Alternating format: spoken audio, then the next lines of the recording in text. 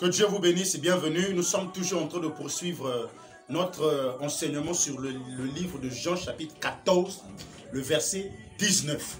Et la première séquence, nous avons essayé de voir avec vous les Écritures, les trois étapes qu'il faut. Là, nous sommes en train d'étudier, bien aimé, l'épervé qui doit étendre ses ailes vers le midi. Le pourquoi. Alors, nous avons parlé de Matthieu chapitre 12, à partir du verset 42. Vous lisez-nous cette écriture, homme de Dieu.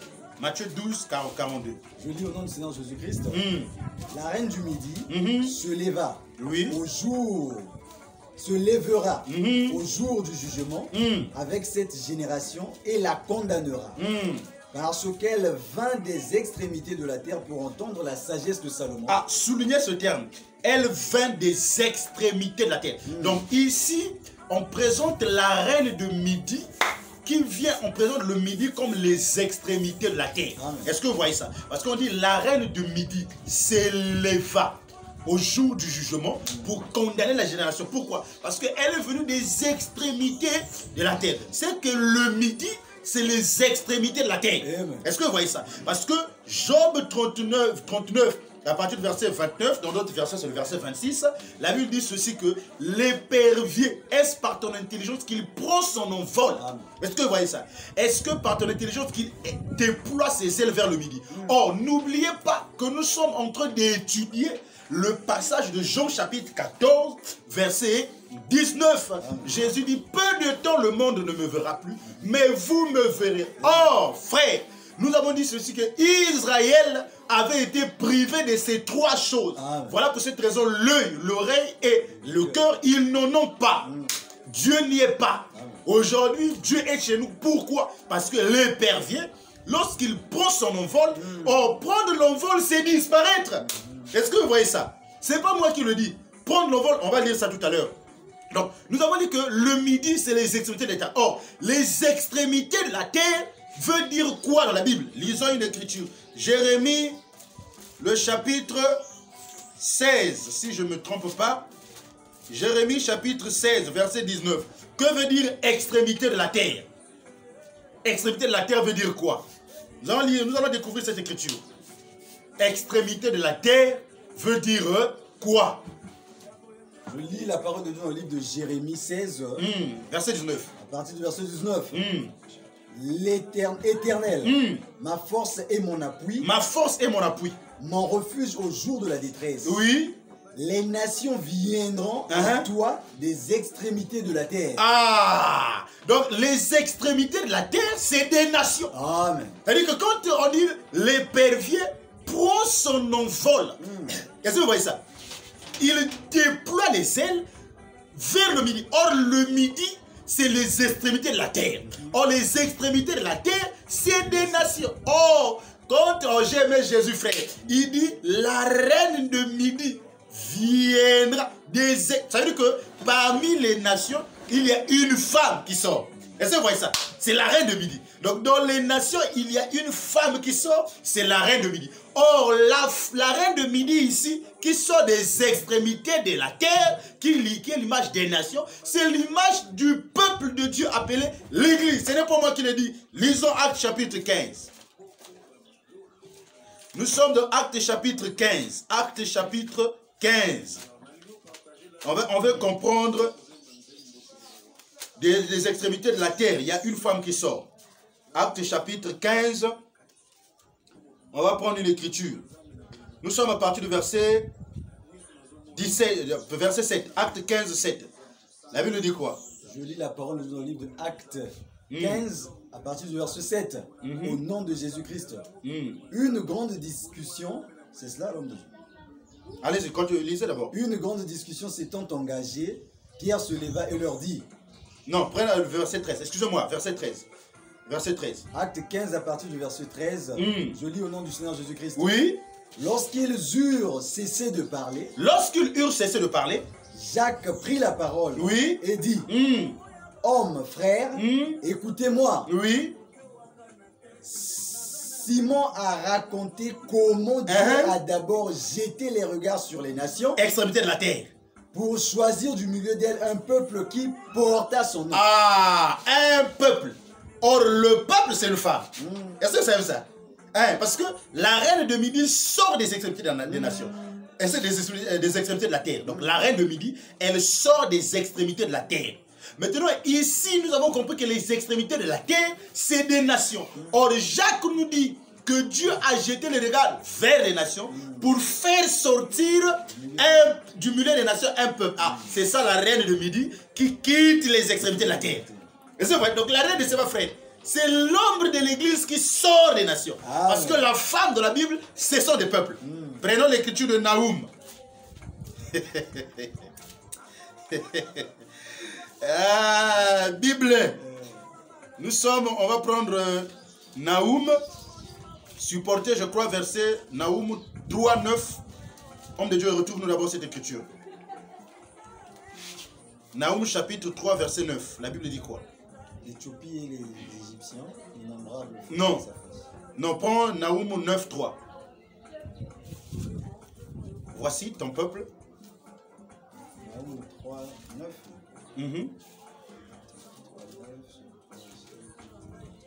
On va prendre cette écriture. Ne vous en faites pas, bien-aimés le Seigneur. Nous voulons comprendre le peuple de la Bible, c'est une femme.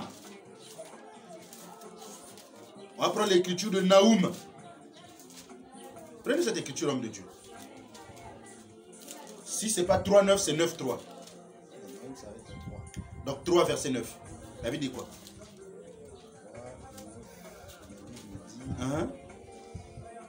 L'Éthiopie et les Égyptiens innombrables faisaient sa force contre les biens et terres, ses auxiliaires. Non. Il y a une écriture de Naoum là. Naoum. Attends. Supportez-nous qu'on retrouve cette écriture. Dans le livre de Naoum qui typifie la femme à un peuple. Ah, 13. Ah, 13. Ah, merci Naoum beaucoup. 3, verset 13. Naoum 3, verset 13. Je lis au nom du Seigneur Jésus-Christ. Voici ton peuple. Voici ton peuple. Ce sont des femmes au milieu de toi. Ah, donc, quand Jacques dit, Dieu a jeté les regards vers les nations pour sortir d'elles un peuple. C'est ça, Dieu qui regarde les extrémités de la terre pour que la reine de Midi sorte. Écoutez la sagesse de Salomon qui est Christ parce qu'il est le véritable Salomon. Amen. Maintenant, nous avons dit, quand l'épervier frère, lorsqu'il prend son envol, il déploie ses ailes vers le Midi. On nous avons expliqué les Midi comme les nations. Or, des nations, Dieu doit sortir un peuple. Or, maintenant, que veut dire déployer les ailes? Hein? Parce que chaque terme de la Bible est explicable. Amen. Nous sommes dans le livre de Ruth. Nous voulons comprendre l'aspect de déployer les ailes dans la Bible. Ça veut dire quoi? Prenons le livre de Ruth. Ah, Bible. Nous sommes dans Ruth. On veut comprendre ça. Ruth 3, verset 8. La Bible dit quoi? Prenez cette écriture, homme de Dieu. Ruth 3, partie du verset 8. Oui. Au milieu de la nuit, cet homme eut une frayeur. Il se pencha et voici une femme était couchée à ses pieds. Oui. Il dit, qui es-tu? Elle répondit, je suis Ruth, ta servante. Et étends ton aile sur ta servante, car tu as droit de rachat. Amen. C'est que étendre les ailes veut dire racheter. Est-ce que vous voyez ça? Bible. Étendre les ailes veut dire racheter. Donc Ruth, comme une femme, elle voulait que quelqu'un la rachète. Elle est allée vers Boaz. Elle dit à Boaz que mon Seigneur étonne son aile. Mais est-ce que Boaz c'est un oiseau, frère? Pour que Boaz étonne son aile, est-ce que Boaz c'est un oiseau? Est-ce que vous voyez ça? Ah, je comprends, frère. C'est que Boaz c'est tout un épervier qui doit étendre son aile sur Ruth, frère. Qui est l'image du Midi. Parce que du Midi, il y a une femme qui sort. Est-ce que vous voyez ça? Donc quand l'épervier prend son envol, il doit étendre ses ailes vers le Midi. Ah, or l'épervier, nous avons expliqué, c'est Christ. Lorsqu'il prend l'envol, c'est disparaître. Amen. Nous voulons comprendre peu de temps, le monde ne me verra plus. On va nous dire, là 3 jours. Oui, mais le monde est... Non, oh, tambo la paix. Est-ce que vous voyez ça? Proverbe 23, verset 5 dit quoi? Parce que nous voulons comprendre, prendre l'envol ici, c'est quoi? Prendre l'envol, c'est quoi? Prendre son envol, ça veut dire quoi, papa? Je lis Proverbe 23 à partir du verset 5 au nom du Seigneur Jésus-Christ. Amen. Veux-tu poursuivre du regard ce qui va disparaître? Ah, veux-tu poursuivre du regard ce qui va disparaître? Hein? Car la richesse se fait des ailes. Ah, Et comme l'aigle. oui. Et elle prend son vol C'est que, vers les cieux. Ah, mais c'est que quand les oiseaux montent, ils disparaissent. C'est vrai ça. Donc prendre l'envol, c'est disparaître. Hein? Donc, Jésus, j'aime la Bible. Donc, que je répète pour le peuple. Répète, papa, répète l'écriture, papa. Proverbe 23, le verset 5 dit ceci. Oui. Veux-tu poursuivre du regard ce qui va disparaître? Ce qui va disparaître. Car la richesse se fait des ailes. Et comme l'aigle, elle prend son vol vers les cieux. Donc lorsqu'on dit l'épervier prend son envol, en fait l'épervier monte pour disparaître. L'épervier disparaît. Mais lorsqu'il disparaît, avant de disparaître, il doit étendre ses ailes vers le midi. Or, nous avons dit l'épervier ici, c'est Christ. Or, Christ aussi, frère, il avait pris son envol. Est-ce que vous savez ça? Christ aussi avait pris l'envol, frère. Voilà pour cette raison, il a dit, je m'en vais. Nous revenons sur Jean chapitre 14. Vous voyez que nous ne sommes pas allés loin. Jean chapitre 14, il me semble. Il dit que je m'en vais vous préparer des places. C'est ça l'épervier qui prend son envol. Mais quand il prend son envol, il doit étendre ses ailes vers le midi. C'est-à-dire que racheter un peuple. Maintenant, pendant qu'il prend son envol, l'envol qu'il doit prendre, c'est disparaître. C'est-à-dire que Jésus, quand il dit je m'en vais, il va aller, il va disparaître. C'est pas moi qui le dis. Prenons acte premier.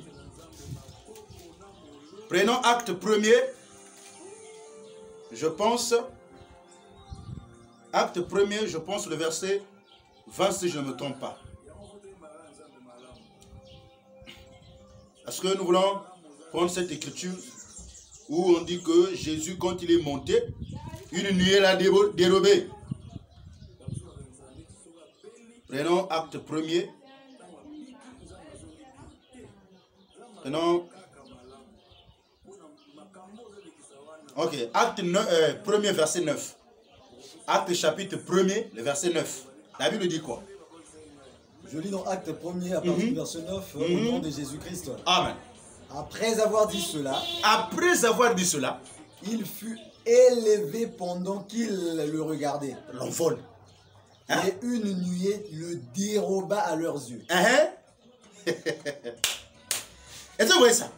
Donc, Jésus, pendant qu'il parlait avec les disciples, il est monté. Il est parti. L'épervier a pris son envol. C'est-à-dire que quand le livre de Proverbe dit que prendre l'envol, c'est disparaître. C'est que Jésus, comme il est parti, il a disparu. Voilà pour cette raison, les disciples étaient restés là, en train de regarder. Ils ne le voyaient plus. Pourquoi? Sur ce qui va disparaître. Ils ne le voyaient plus. Pourquoi? Parce qu'il avait disparu. Mais il avait dit quelque chose. Parce que l'épervier, avant de prendre le vol, il sait par une intelligence. Or, l'intelligence qu'il avait dit, c'est quoi? C'est que peu de temps, le monde ne me verra plus. Pourquoi? Parce qu'il savait qu'il allait disparaître. Il allait prendre son envol. Mais il a dit, vous me verrez. Ça veut dire que lorsqu'il va disparaître, il va revenir. Mais le problème qu'il va revenir, c'est pas tout le monde qui va le voir. Non. Bon, parce que nous croyons que Jésus est revenu. Le même qui est parti, il est aussi revenu. Amen. Oh. Papa, lisons d'abord cette écriture. Ok. Continue le verset 10. Acte 1. C'est ce que les anges vont dire aux disciples. Le verset 10. C'était acte 1er, verset 10 en descendant. Acte 1er, verset 10 en descendant. Et comme ils avaient les regards fixés vers le ciel, ils voyaient. Pendant qu'ils s'en allaient, voici deux hommes vêtus de blanc. Leur apparurent. Oui. Et dirent, hommes galiléens, pourquoi vous arrêtez-vous à regarder au ciel? Ce Jésus qui a été enlevé au ciel du milieu de vous, celui qui a disparu là, viendra de la même manière que vous l'avez vu en allant au ciel. Donc les anges ont dit, celui qui est parti va revenir. C'est vrai que dans la prophétie, là, on parle de l'enlèvement, c'est tout, mais nous revenons dans la révélation. C'est que, quand il part, il va revenir.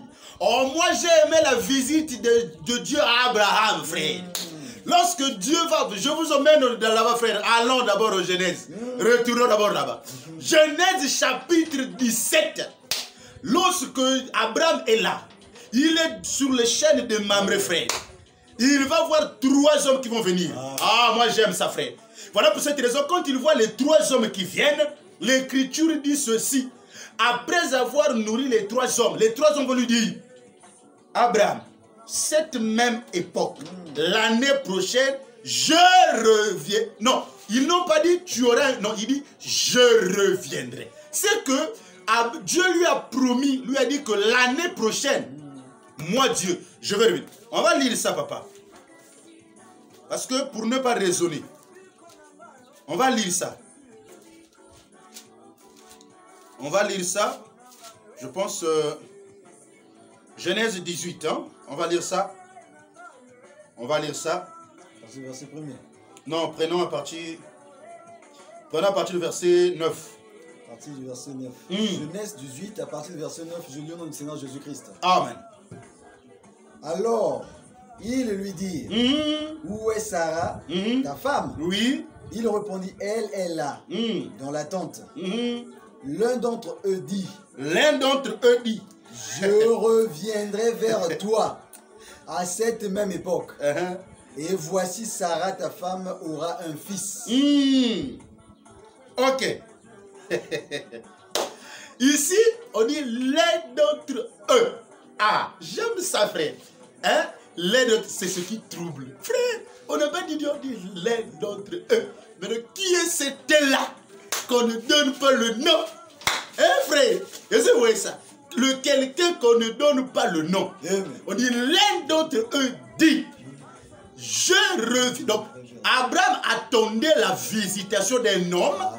Maintenant, Abraham est surpris d'avoir Isaac. Maintenant, on se pose la question, est-ce que la naissance d'Isaac, c'est le retour de cet homme? Parce que depuis qu'il était parti, on n'a plus vu cet homme revenir. Mais si vous voulez chercher cet homme, n'allez pas loin. Isaac, là, c'est lui. Hein? Donc, c'est-à-dire que les serviteurs d'Abraham qui attendaient cet homme, ah, mais Abraham, on avait dit que lui, il va revenir. Mais il y a un bâtiment, ah, le coup de Isaac, là, c'est lui. C'est lui.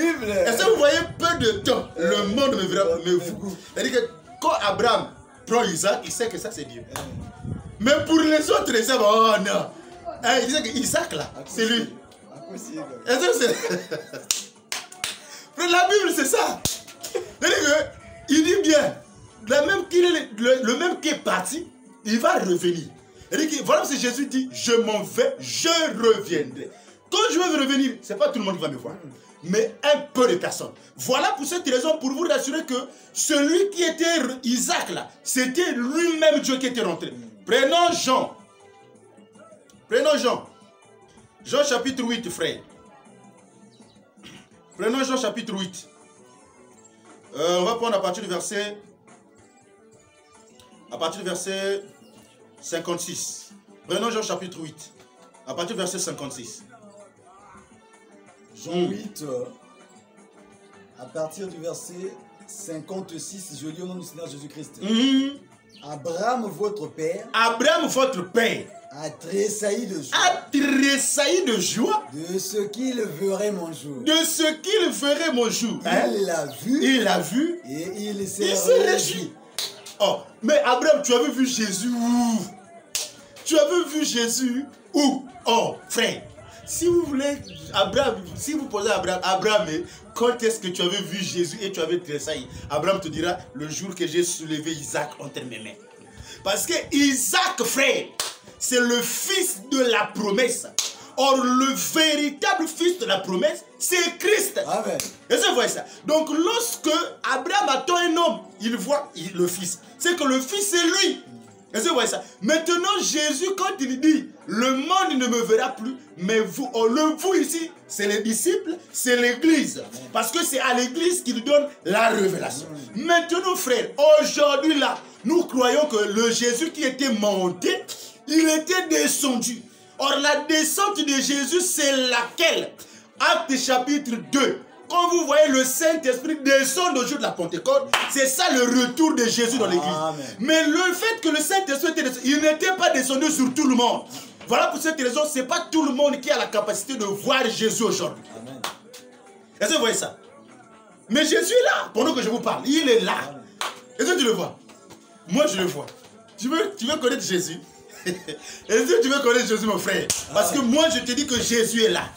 Il était revenu, moi, je le vois. Je vais vous présenter qui est Jésus. Prenons une écriture.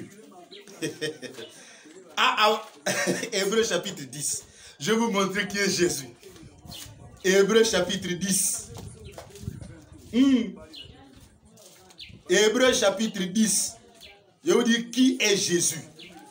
Hébreux chapitre 10, à partir du verset 5. Hébreux 10, verset 5. La Bible dit quoi? Je lis au nom du Seigneur Jésus-Christ. C'est pourquoi Christ, entrant dans le monde... Christ dit, entrant dans le monde. Donc quand il rentre dans le monde, ça c'est quand il vient. Hein? Tu n'as voulu ni sacrifice, ni offrande, mais tu m'as formé un corps. Tu n'as agréé ni holocauste, ni sacrifice pour le péché. Alors j'ai dit, voici, je viens. Où? Dans le rouleau du livre, il est question de moi. Dans le rouleau du livre, il est question de qui? De moi. C'est que lorsque vous voyez le rouleau, c'est les Saintes Écritures. C'est que Jésus, il est là. Oh, tu crois pas? Jésus est là. Mais il est, je me dis frère, Jésus a marché sur la terre. Nous tous, on a vu Jésus comme ça là. Il a marché, il est monté au ciel. On n'attend plus que l'on le... Non, il est revenu. Au moment où je te parle, Jésus est sur la terre. Il est question de moi. Au moment où je te parle, maintenant tu vas dire, Jésus est où? Mais voilà pour cette raison, elle a dit que le monde ne me verra plus, mais vous. Or, vous ici, ce sont les fils de Dieu. Amen. Les fils de Dieu voient Jésus au travers de sa parole. Car la parole, c'est Dieu lui-même. Au commencement était la parole était, elle est Dieu. Elle s'est faite chair. Elle a marché parmi les hommes. Est-ce que vous voyez ça? Voilà pour cette raison, le livre de Jean, chapitre 5, verset 39 dit quoi? Papa, prends-nous cette écriture. Jean chapitre 5, verset 39 dit quoi? Jean 5, verset 39. Je lis au nom du Seigneur Jésus-Christ. Oui. Vous sondez les Écritures. Vous sondez les Écritures. Parce que vous pensez avoir en elles la vie éternelle. Ce sont elles qui rendent témoignage de moi. Ici Jésus dit que les Écritures rendent témoignage de lui. C'est que Jésus, il est là dans les Écritures. Voilà pour cette raison quand il dit encore un peu de temps, le monde ne me verra plus. C'est-à-dire que la Bible est là. Tu peux la voir au grand marchand autour de vendre ça 100 francs. La Bible est là. Dieu va dire, frère, c'est Jésus qui est là. Tu veux voir ça? Amen. La Bible est là. C'est le Jésus était déjà revenu. Il était déjà revenu, frère. Il est là. Amen. Maintenant, il est où? Il est là. Dans sa parole. Il est dans sa parole. Donc, voir Jésus aujourd'hui, c'est l'enseignement. Voilà pour cette raison, beaucoup de gens ne voient pas Jésus. Seigneur, parle-moi. Seigneur, visite-moi. Seigneur, manifeste-toi. Mais il est là. Tu veux qu'il se manifeste comment? Dans sa parole. Il est là. Mais donc, toi, pour voir Jésus dans la parole, nous avons dit qu'il faut avoir les trois choses. L'oreille, les yeux et le cœur. Si tu n'en as pas, tu ne peux pas voir Jésus. Voilà pour cette raison, Jésus a dit, à l'ange de l'église de Laodicée, tu es pauvre, aveugle et nu. Pourquoi? Parce qu'il y a des personnes, quand ils prennent la Bible, ils voient Apocalypse chapitre 10. C'est Branham, frère. Vous savez, frère Branham, c'est lui qui est venu vers le soir. Frère, dans les Écritures, il est question de Jésus. Il n'est pas question d'un homme. Parce que c'est lui qui vient dans le rouleau. Si dans le rouleau, tu vois un homme, frère, tu es égaré. Parce qu'aujourd'hui, là, notre Jésus, nous le voyons au travers de sa parole. Ne va pas chercher Jésus là-bas en Israël, il n'est pas. Ne va pas chercher Jésus quelque part. Rentre dans la parole. Il est là, la parole. Et c'est vrai ça. Parce que voir Jésus aujourd'hui, c'est écouter l'enseignement. Parce que quand les disciples enseignent, ils enseignent Jésus. Ils n'enseignent personne. Paul a dit, si quelqu'un vient vous prêcher un autre Jésus, c'est que Jésus c'est une prédication, frère. C'est qu'aujourd'hui là, les prédicateurs ne prêchent pas leurs enfants, ne prêchent pas leur patrimoine, mais ils prêchent Jésus. Et je vois ça. Parce que Jésus lui-même, il sait prêcher dans la Bible. Et je vois ça. Jésus sait prêcher dans la Bible. On va lire l'écriture. On va lire une écriture. Luc chapitre 24. Luc chapitre 24.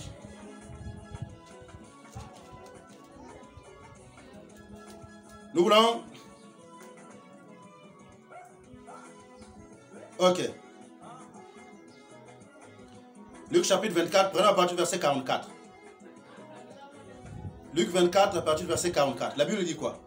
Je lis au nom du Seigneur Jésus-Christ. Puis il leur dit, c'est là ce que je vous disais lorsque j'étais encore avec vous, qu'il fallait que s'accomplisse tout ce qui est écrit écrit de moi dans la loi de Moïse, dans les prophètes et dans les psaumes.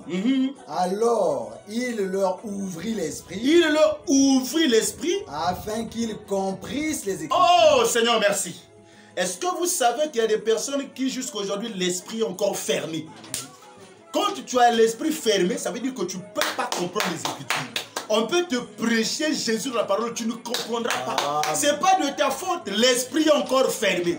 Or, on a besoin que l'esprit soit ouvert. Or, mais pour que l'esprit soit ouvert, il faudrait que le pain soit rompu, frère. Oh, ce n'est pas moi, frère. On va lire cette écriture. On va lire cette écriture. On va lire cette écriture. Parce que c'est très important. Nous sommes toujours dans Luc. Nous sommes toujours dans Luc, chapitre 24. Il y a une écriture que j'aime beaucoup ici. Là où Jésus a rompu le pain. Et quand il a rompu le pain, les disciples, ok, supportez,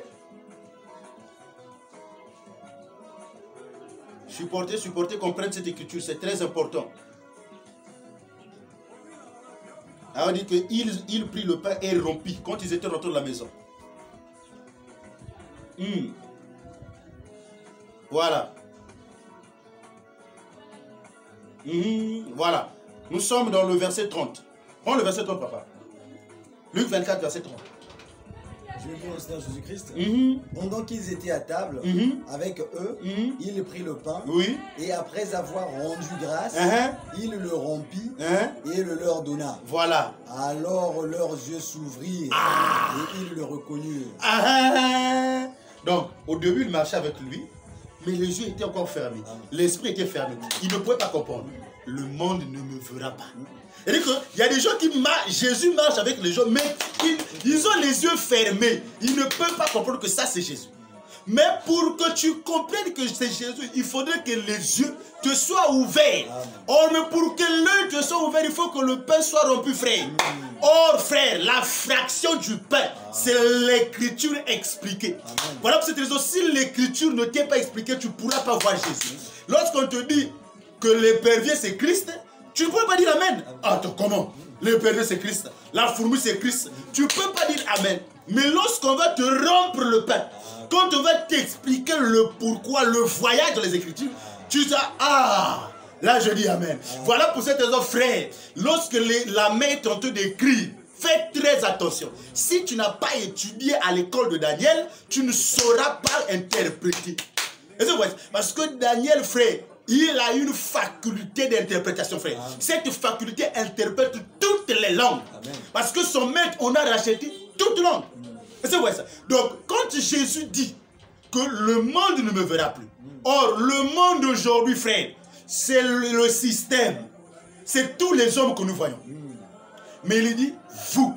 Or, quand il dit vous, il s'adresse à l'église. Parce que chez la femme, il n'y a pas de secret.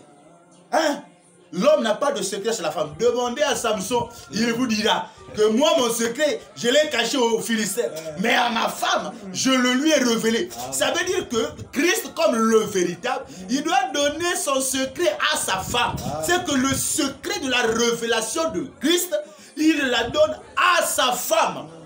Voilà pour cette raison, aujourd'hui, la frère, nous connaissons Jésus. Nous pouvons voir Jésus parce que Jésus est revenu. Mais toi, aujourd'hui, qui crois que Jésus est au ciel, il est parti, il va plus revenir, frère, c'est que tu n'as pas encore compris. Tu n'as pas encore compris. Tu vois, beaucoup de pasteurs, jusqu'aujourd'hui, ne voient pas Jésus. Beaucoup des hommes de Dieu, ils ne voient pas Jésus. Quand tu ouvres la Bible comme ça, là, tu sais, aime ton prochain, et ceci, frère, Jésus était revenu. Maintenant, pour vous le voir, il faut avoir des yeux. Si tu n'as pas des yeux, tu le verras. Est-ce que vous voyez ça? Donc, fils de Dieu, estimez-vous heureux de ce que la parole vous est donnée. L'Écriture dit que mon peuple est, c'est-à-dire péri parce qu'il lui manque la connaissance. Quand quelqu'un n'a pas la connaissance, c'est la perdition. Parce qu'un peuple sans révélation, c'est un peuple qui n'a pas de frein. Ouais, parce que la prédication, c'est toute une marche. Pendant que tu es en train de marcher, il faut avoir des freins, frère. Or, le frein, c'est la révélation. La révélation, ça éclaire. Parce que David dit, la révélation de ta parole éclaire. C'est-à-dire que les Écritures, c'est le ténèbre, frère. C'est la nuit. Mais la révélation, c'est la lumière. Voilà pour cette raison, quand tu marches, j'aime Jésus. Jésus dit, on ne peut pas prendre la lampe, mettre sous le boisseau. Il faut le mettre sur la table. Or, la lampe, c'est la révélation. Le boisseau, c'est l'écriture. C'est que si tu prends l'écriture, la révélation, tu places sous l'écriture, tu vas voir la clé. Il faut prendre la révélation, sortir pour éclairer l'écriture. Est-ce que vous voyez ça? Peu de temps, le monde ne me verra plus. Mais vous, vous me verrez. Aujourd'hui, nous savons que Jésus est revenu. Il est revenu quand?